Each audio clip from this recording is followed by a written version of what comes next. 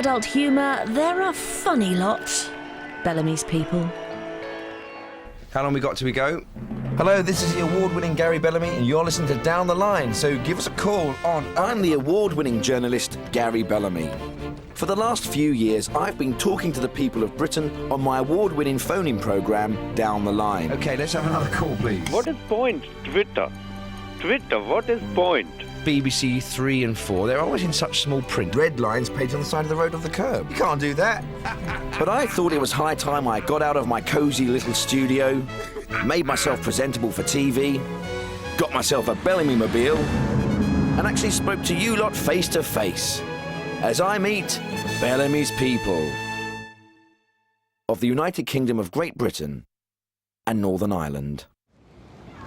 So I first started at the University of Catford, Yes. and then I moved down to, I'm currently at the University of Broadstairs, and I'm studying hotel management in food technology. Oh, I start my journey this week in London with Julius Olufemwi, someone who cares passionately about his adopted country. I've been in this country now for, must be 20 years. I've been here in one form or another. Yes, I've been here for 20 years. And what is it you love about Britain? Oh my goodness, what a question. It's everything I love about Britain. I love it to the fullest. But this is the country of Shakespeare. It's the country of Byron. It's the country of Keats. This is the country of Churchill. This is the country of Jimmy Savile, you know? Now then. Yeah. I mean, how can you not enjoy that? Now then, how's about that then? You know what I'm talking about? Tops of the Pops, songs of praise, antique roadshow. How can I not love this country? This is a glorious manifestation to me of humanity in action, and I praise it to the fullest. I mean, look around us, my friend. Look at that. What a magical manifestation physically of what is so lovely about this country. Eh? Yes. No, in no other country in the world can you have something like that. No other country at all in the world. Well, there's one in China and there's one in Paris. Yeah, well, it's not quite as good as that, I'm telling you. So much a man can drink. The word bloke is classically British, and I've tracked down all-round good bloke and loyal caller to my radio show, Chris Nibsy Nibs, the Nibster. Well, here I am down the pub with my old mate Christopher Nibs. Yeah, Chris Nibs. Cheers, here's to cirrhosis of the liver. I'll drink to that. You know, this is the archetypal British scene, isn't it, Gary? Your local boozer. Yes. We had to come here, didn't we? Yeah. I mean, nobody really cares that much about democracy and Queen and country and all that rubbish. It's the little things in life that make us British, isn't it? Yeah, like what little things? You know what makes us British? Tea and biscuits. Yeah. Yeah, the British make the best biscuits in the world because we've got the ideal climate for it. You see, Mediterranean, those areas, it's too hot. There's never been a good biscuit from the Mediterranean area, and if you go too far north, it's too cold. I'll tell you what, Gal. What? Why don't you come out and have a light ale with me tonight? I love a light ale. Yeah. I love a light ale, Gal. I mean, when I say light ale, I don't actually mean light ale. No. I mean lager. I don't know why I even say light ale. I must be mental, but yeah, no, I mean it's a lager. Come out, but we'll get right on it. I We'll have a reckon- bit of a tear up. So Hey. do you always have a tear up on it when you go out to the pub? No, but it happens, doesn't it, girl? There's no point in saying it don't happen, because it does happen. Come and meet my mates. I'll show you the real men, you know, of Britain, right? The British man, where he is at his best, right? In the pub, drinking, right? If I come with you, though, you'll take the mickey out of me, you and your friends. Well, only a bit. We might do a little bit of banter, girl. We take the piss out of each other. That's just the British way, innit? Come down there, right? We go to the pub, and you can see the British man in the last place where the British man reigns supreme, doing what he does best, drinking. Although we are quite good at cycling as well these days. Yeah. Martin Hull could perhaps be accused of not wanting to move with the times in an era when even our oldest institutions are having to modernise. Brigadier Mike, aren't you? Colonel Hugh Fenwick. OK. Can you tell me a little bit about the modern British Army? Well, the distinguishing feature of the modern British Army is that it's, well, it's British, obviously, and it's an army, but primarily it's modern. That's, and that's as distinct to the old British Army. which was old, really, wasn't it? Yeah. No, I mean, there's no doubt about it. The modern British Army is pretty bloody modern. Yeah. Well, how is it modern? Well, A lot of the old ways have changed, I think, for the better. It is a more up-to-date forward-looking organisation. We don't in any way intend to... We're not disparaging diminish the old British Army. The old British Army. Which obviously, you know, don't get us wrong, it is exactly the same organisation. Well, it's the British Army. My father served in the army as well. His father before him. I come from an army family, so for me, the modern British Army actually is a seamless child of the old British Army. I hesitate to use the word liberal in military context, but... We're generally invited in by community, and we go there and we keep peace. Yeah, yes. we're much more concerned with peace than we are with war these days in the modern British Army. Yes. Unfortunately, because one has to say that war was a lot more fun. Me and my pals used to come down here. It was like mudlarks. We had a pram, and we used to roll it up and down that beach, and we'd fill it with everything we found. Old bits of food, fruit, children's toys, old tools, raggedy clothing. We found a dolphin once. Really? Johnny Eames thought it was a whale. My other pal, Ginger, he thought it was a shark. I knew it was a dolphin because I'd seen one in a book. Anyway, it was still alive. We didn't know what to do with it. And he kept looking at me. And I got the hump with it and I knee dropped it. I killed it. I don't like people look at me in the eye, you know? No. So... It was a dolphin, though. Don't care what it is. I didn't like the way it looked at me. Even now, whether it's a man, a woman, a frog or a bear, if it looks at me too long in the eye, I start to get very, very, very, very edgy. And then we might have a few problems with the old red mist. So I'll say that to you, if you could be a bit wary of staring me in the eye, you know? OK. Or you might have a problem, something you'd never possibly conceive of. Think about it, you've got the digestive, you've got the chocolate digestive, hobnob, chocolate hobnob, those pink wafer things, cat's tongues. Cat's tongues? Yeah, you know, the long lozenge-shaped ones with a sugary coating, rough like a cat's tongue. Oh, I know the ones you mean. The ladies like a cat's tongue. What else do you love about being British? Is it just biscuits? Is there anything else? It's mainly the biscuits. Mainly the biscuits? Yeah, Nibs is a big biscuit eater. Yeah. Snacks? Yeah, no, we do some great British snacks, don't we? Our crisps are second to none. Salt, vinegar, cheese and onion. Yeah. Yeah, Nibs loves a crisp. Yeah. But don't really hold with a lot of these modern flavours. No. Yeah, Rip Van Nibs here is old enough to remember when Prawn Cocktail came out, and I still haven't come to terms with it. And as for these new ones, you know, Hedgehog and Rat and Trumpet or whatever they got. Yeah. What's your favourite biscuits, Gary? I like custard creams. I suppose, really, breakfast. Wonderful. I mean, I don't drink anymore, but it's only a small whiskey, so why don't you have a little quite, bit on that? It's a bit... Although they say breakfast, best meal of the day. And they're not bloody wrong. Not when it comes like this. That's nice. A full Scottish. 60s survivor Ian Craig Oldman is a British institution who has met everyone, done everything, and lived to tell the tale. It's been 3 days of non-stop hedonism and partying, you know, in Cannes. And I came down, and they were all there. Marjorie, Brian, Truman, and Richard and Elizabeth. They were all there. I think they were divorcing at the time. Anyway, they were all there. And all pointing at me and going like that, you know, and I'm going, what? Thinking, don't you remember? I said, no, what? They said, don't you remember? I said, no. And apparently, I shudder now, in full view of everyone, I pissed in Cubby Broccoli's hat. You know.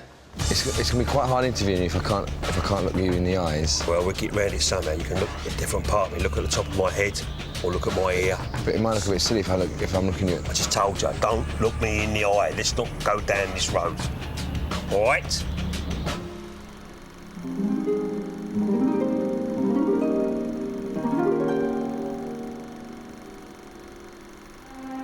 Ever since I first read about them, I've been fascinated by the Coombs sisters, among the last survivors of a world of class privilege and political beliefs that perhaps belonged to the previous century. How did you feel when your sister here became quite close with Hitler? I was absolutely devastated. Jealous. Devastated. Jealous. Devastated. Jealous. Devastated. Jealous. Devastated. Jealous. I adored her, of course, you see. And then it all changed.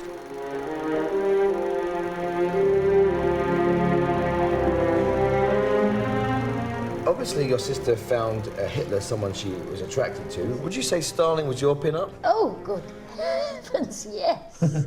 Oh, he was tremendously sexy. A wonderful sex appeal. He had this this wonderful big bushy peasant moustache that, you know, one could simply get lost in. You know what I mean? Yeah. Very attractive and sexy, you know. Unlike the thing, whatever one could call it, the eyebrow. It was on the top lip of the Führer. I mean, what was that? That's not a moustache. That's a dribble. That's a sneeze. You see, this is what annoys me. All those films with dear old Fuffy, he shites and shites. What's Fuffy? Oh, I'm so sorry. De Fiora, my parents were also sympathisers, and I couldn't pronounce his name. I called him Fuffy, dear Fuffy, and we all laughed so much, uproariously, and I've always known him as Fuffy ever since. But what I'm trying to say is, when Fuffy is portrayed in films, he's always portrayed as shouting, a deranged lunatic. Do you think a man that powerful could be a deranged lunatic? He was charming. He did wonderful impressions. He was always laughing. Favourite film, Gone with the Wind. Why do people always go on about the Sons of Abraham? Gone with the Wind? Juice.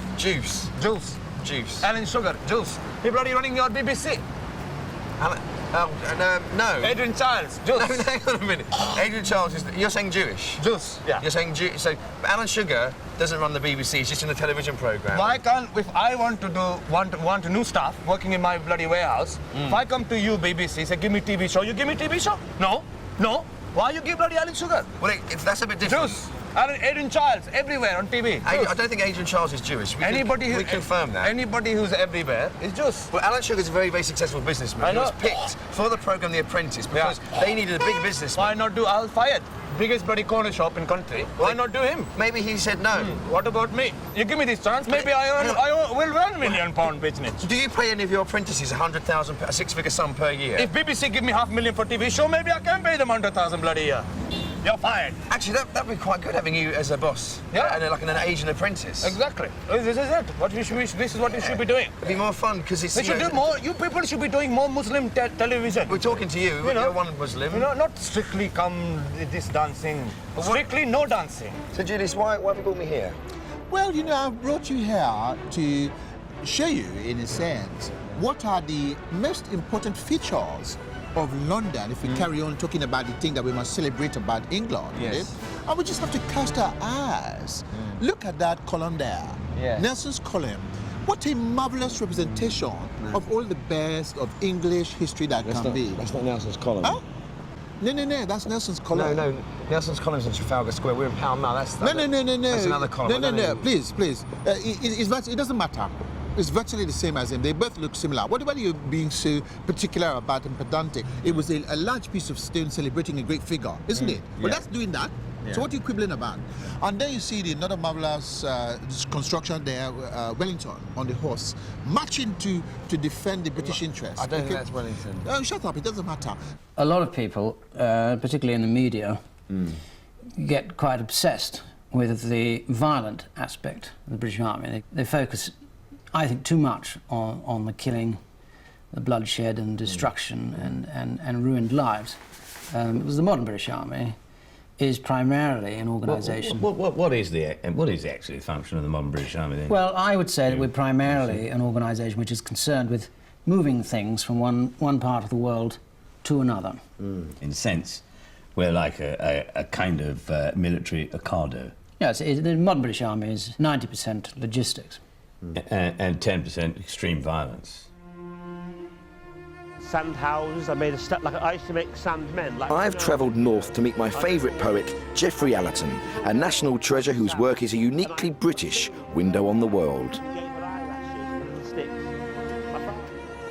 So this is what I brought, and after Mother died, I kept it on rather than selling it, and I come here to write because I find the whole place so suffused with memories. I mean, I just love being here and looking at all this ghastly old bric-a-brac that Mum collected, you know. Have you left the place unchanged? So, for example, if we went to your mum's bedroom, would all her old clothes still be there? No. No. No, that's a horrible idea, isn't it? I've removed the clothes and the personal items and so forth. It's not a shrine, you know. No. But sometimes I do sleep in Mum's bed. Yeah. It's MC Rock. 07964 123 182. Yeah. This is MC Ra. Don't put that bit in here. Yeah, MC Ra. Now, MC Ra. what does MC Ra mean? MC, yeah? Yeah. And then Ra. Wicked. Oh, wicked. Ow. Wicked, I hurt, yeah? Don't even look at me, yeah? So what does that signify? It means like, you know what I mean? It's like, don't even look at me. Bit of Bangra, but the Asian massive. Bangra. You live round here? Yeah. You live around here. Whereabouts do you live? Somewhere around here, innit? Somewhere around here. Are you keeping it secret? Why would I tell you where I live? I don't even know you. Yeah. Obviously, you think you're really special and cool Yeah. and all that. Yeah. What made you start to believe these things about yourself? What do you mean? The only MC I know is MC Hammer. Yeah. And he had baggy trousers. Have you got to be? Nah, have you had baggy this trousers? is like Pakistani trousers as well, isn't it? Like it's based on that. You know what I mean? He may as well have been Pakistani or something. Yeah. You know what I mean? MC Hamid. Yeah. Yeah. Or MC Hamas. Whatever that is, yeah. Cool. Jolly nice. Even though you can drive there in an hour, it's a million miles from the streets of Birmingham to the Cotswolds, where Aubrey Dubuisson lives. And it's the sort of place, I suppose, that people like you and I feel at home, you know? What do you mean by people like us? People of breeding, yes. People who abhor the vulgar and the crass, you know? But to be fair, I mean, surely aren't you a bit of a fish out of water living in the countryside yourself? Oh, no, I don't know what you mean. In what way? Well, what I mean is that, you know, you don't really see many people like you living in the countryside. I'm not quite following you, really. How can I put this? But you know what? With you, yeah. You people like you know, you in Aubrey, you're black. You know, and you don't see many black people in the countryside. I frequently encounter a tendency to make assumptions about all sorts of things, not just about me and my colour, but that in particular, which I find to be astonishing. For instance, there's this one assumption that because of my colour, that I have a prodigious endowment. Absolutely absurd. I mean, why should I have a more prodigious endowment than any other bull that comes to market? I mean, it really is a... But it's quite. You've had a barn conversion. It's quite a big one. That's exactly what people say. You know, you've got a big one. It's like prodigious. You know, Yeah, well, this is prodigious, isn't it? You must have needed a bit of money to put down on this. Are you being deliberately obtuse? I'm not talking about the endowment or how I paid for my property. Oh, what are you talking about then? I'm talking about my dick.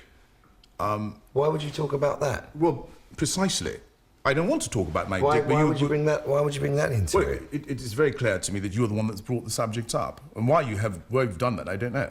No, which has no relevance. We're talking about the countryside. We've got a locker there as well. These are Bellamy's babes, the two women who run my fan club in Lancashire. We know everything about you, don't we? Vulnerability, eh? Yeah. There, didn't we? We did. To get the essence of Bellamy. Got essence of you. What did you think? What weird went where you live. Oh, yeah, that were it.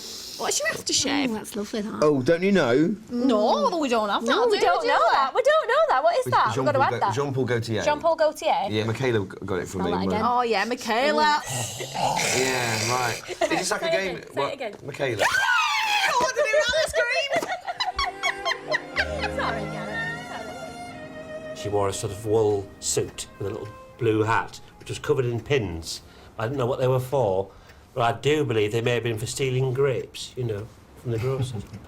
I don't know. I remember after she died, about 3 months afterwards, I would come back here every day, you know, and I realised I had to do something to achieve closure, as the Americans call it. So I picked up a man in the local pub and I brought him back here. He said his name was Bruno, but I found out later he was called Tim. And when I took him upstairs to her room, we sat on the bed and he began to get undressed, and I saw one of her socks under the bed. I thought, I can't do this. So we came downstairs and we had some Dundee cake and a pot of Earl Grey and watched a film. Was it something significant about the sock? Yeah, it was just part of her, and it was still her realm. Do you know what I mean? And I couldn't really be going hammer and tongs with a big hairy fella in her bed. Escape from New York, that's right. Quite good. Yeah. Aubrey, look, I'm not trying to upset you. I'm just, you know, you must admit you don't see many black people in the countryside. You know, I'm not saying there's anything wrong with it. You're really not going to upset me, not in the slightest. What I was trying to illustrate to you was the kind of crassness... Aubrey, the man wants to come and look at the wall on Tuesday. Is that okay? Sorry, you want me to do what? No, the man wants to come and look at the wall on Tuesday. Yeah. Yeah, is that okay if he comes on Tuesday? Yeah, that's fine. Tuesday's okay. Tuesday's a very good day, yeah. Good. Sorry to interrupt. That's okay. Look, I'm a member of the Forestry Commission, okay? Yes. I go to point to point. I'm very instrumental in the preservation of the local arboretum. Originally he said Wednesday. Look, Tuesday, Wednesday, Thursday, Friday... Right, but it will be Tuesday. Whit Monday... No, the second not Monday. Thursday in February. It really doesn't matter. It's all fine. That tone, darling. Just No, Tuesday's I'm fine. not taking a tone. I'm just saying that Tuesday's fine. Okay, great. This oscillation throughout the calendar is proving a sort of obstacle to the smooth running of... I think you're actually exaggerating quite a lot, darling. But Tuesday, I'm not over-exaggerating. What's this documentary for, anyway? We're talking to people about being About British Muslims. and British people. It's about being Muslim, innit? It's just about being That's British. It's about Muslims, innit? No, it's just about being It's British. all about Muslims. That's what they said last time, innit? They just kind of... Just keep on saying Muslim, all that. You want me to do that? No, you just be yourself. Yeah, you know, that's cool and that, you know what I mean? But we get loads of TV crews coming down here all the time. All they want to do is chat about the Muslim stuff and that. But, you know, I want to talk about other stuff, you know what I mean? All about my music and that, you know what I mean? I'm doing music, you know what I mean? Yeah, we'd love to talk about your music. Cool. Presumably, your music is about being a Muslim. Do you want to forget this, man? Do you know what I mean? So we get this all the time around No, here. it's okay, look. We get this all the time. Honestly, MC Ra, come back, come on. We'll talk about your music. We'll talk about your music. Honestly, listen, bro, man. Do you know what I mean? You know what I'm trying to say. Yeah, honestly, I know it must be really boring. We'll just talk about the music. I know I Cool. should take a new tack. Do you use special Muslim instruments when you're recording songs? Do you know what I do, Gabby, for a bit of exercise? Yeah. I play darts from here. I like that. Wallop. And then how do you... 180! You look like a darts player. Oh. What? You know, I don't mind you, Gabby, but some people can be very cruel, you know. They can be very cruel. Graham? What? Do you want these sugar puffs now? What do you think? Coming up. All right, Mum. All right, Mum. All right, Mum. Stick it up your bum. Stick these up your bloody bum if you don't shut up. Did you hear that, Gary? That's what she just said to me. Like, that's not very motherly, is it? No. Do you bicker quite a lot? Or... No. Bicker? No, what are you talking about? What are you talking about? It's not bickering. Ain't bickering. I'll tell you what, if I start bickering, girl, you want to... you get the film cameras down then, because it'd be like... one of his rages, it'd Gary. be like, oh, I might do humorous bickering, like Oscar Wilde bickering, You ain't you seen know? nothing yet if you think this is... Do you know what, Mum? There was something I meant to ask you. Where's them sugar puffs? Here they are, like What my life. are they doing over there They're then? coming They ain't good over. to no one over there, are they? Look at her, girl. Coming over, full Stop sugar it, puff. Mum. Thanks, Now. Mum. Here, now. Shall I put them both next to you? Let's put Or one shall we bowl there. pretend you're only going to have one? Put them here, look. Now, I'll put one there. Do you have to one be even there. closer than that? Can you reach? I can reach them there. What do you think I am, an invalid or something? Put them there, Put Mum. the other one there. Move these out of the way. Oh, Anyway, Mum, what? have you got anything important or relevant to say, or incisive or insightful about our society and the way we currently live our lives? Have you, Mother? No. Or no, exactly. I didn't think you did, whereas Gary and I have got plenty to debate, right? So we're going to have a mass debate.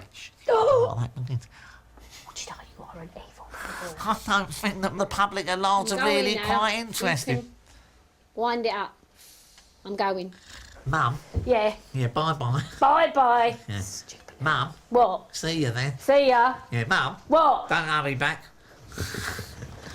Where would you be without her, eh? Where would I be without her, gal? I'll tell you where I'd be. Lost. I ain't telling her that, though. No.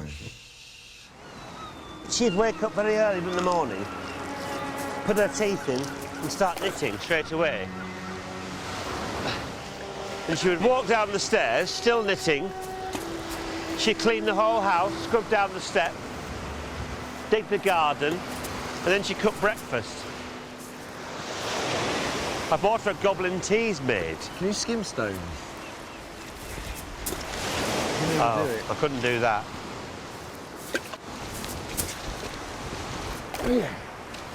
What was you saying about your mum? About the kettle? Well, I don't see much point if you're not going to listen properly. I'm listening. Come on, throw stones. It's fun. I don't like throwing stones. God, you're like my dad. Let's not forget that the modern British Army is an organisation that has to kill. The moving stuff, that's really quite dull. I mean, let's get down to the nitty-gritty of the fighting. Although we don't want to focus too much on that today, Mike. No, we're not here to focus on violence and bloodshed. No, the modern British Army doesn't do that. Yeah, we're primarily concerned with building bridges, literally and metaphorically. Yeah, what's the expression? Hearts and minds, isn't it? And they catch that. Rather than blow out their hearts and minds, we try and capture their hearts and minds now. But mistakes are made, you know, in conflict. You know, when civilians get killed by accident, when bombs miss their targets. Well, war's not a perfect science. I'll be the first to admit that. There are many casualties, some of them civilians, and that's a tragic cost of war. And of course it doesn't happen. Indeed, it's a tragic consequence of war, and it doesn't happen. Transferring from radio to television, one of the things I talked to Michaela about was... one of the things you've got to consider is, you know, you are entering the public eye. Yeah. And, you know, you might have right. sort of people watching stalkers or whatever. Yeah, get your own stalker, and then you've really made it, haven't you? Yeah, that's right. But you know, when do we... Is that what you're worried about? Is that what you want? No, but At there's... what point does a fan become a fanatic? Yeah, well, when someone's in the public eye... Yeah. We're not meant No, to that's like that. never- Do you know what? We're not gonna, you know, people too, we're not going to turn up on your door with a gun and say, we love you, We're we'll very shoot sane. you. We're not going to do that. But it doesn't just affect me, it will affect Michaela...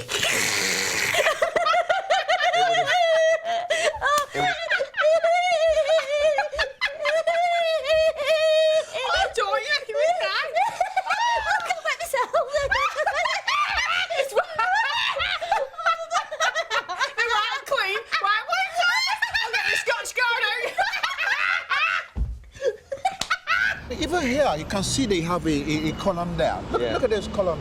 The famous Elizabethan lady. You don't know who it is, do you? Please. What are you trying to say? You just say... You're such a strange fellow. You say, are you a lawyer? You're so pedantic. You say all of these are part of the English culture, which we must try to preserve. A stitch in time, save nine. Yes. Okay? Never put off till tomorrow what you can do today. Yeah. Mary had a little lamb. His fleece was white as snow, but unfortunately, because you couldn't take out your finger and be bothered to preserve the marvelousness of the English culture, the poor little lamb got burnt in an inferno, and everything else went to pot. You don't want that. I think everyone likes a rich tea. And I like to dunk about 4 of them together in one big thing and get there just in time before they drop off, you know. Dunking a digestive in a cup of tea. A classically British act. Yeah. Yeah. Elbow grease, my mother called it. By God, my man was the best. Sleeves rolled up, sinews straining, steps, shoes, windows, banisters, spit and polish. When you cleaned my face, I could smell lipstick and bacon on the tissue. Nothing escaped your pumping arm, body tight to God's earth, back to the world. You scrubbed away all the bad stuff and left the surface clean. And somehow, we were better for it. I don't know how. Inside ourselves, we were still dirty.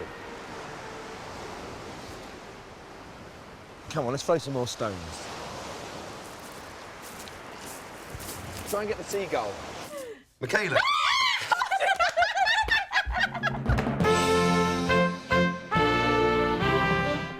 And digital viewers can watch the making of Bellamy's People. Just press the red button now. And you can also catch up with Mr. Khan and MC Ra on the Adil Ray Show tomorrow morning from 7 on the BBC Asian Network.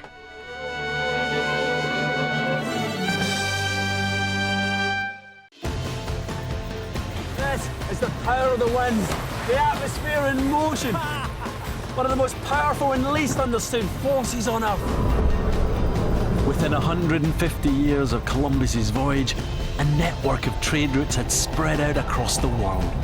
It was the start of globalization. How Earth made us. continues Tuesday at 9 on BBC Two. Catch up with the series so far on BBC iPlayer.